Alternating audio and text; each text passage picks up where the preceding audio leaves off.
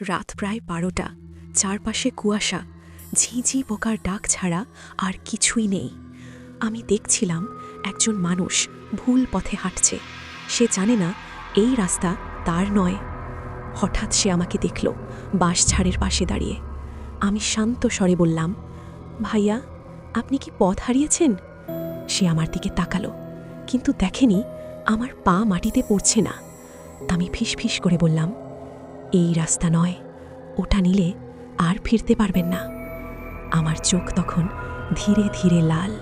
আমি কাছে গিয়ে বললাম, আমি নিশির মেয়ে, আমি মানুষদের পথ ভুলাই।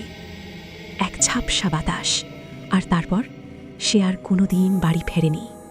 যদি গল্পটা ভালো লাগে, লাইক দিন, কমেন্ট করুন আর সাবস্ক্রাইব করুন। নইলে আজ রাতে আমি আপনার পথেও দাঁড়িয়ে থাকতে পারি।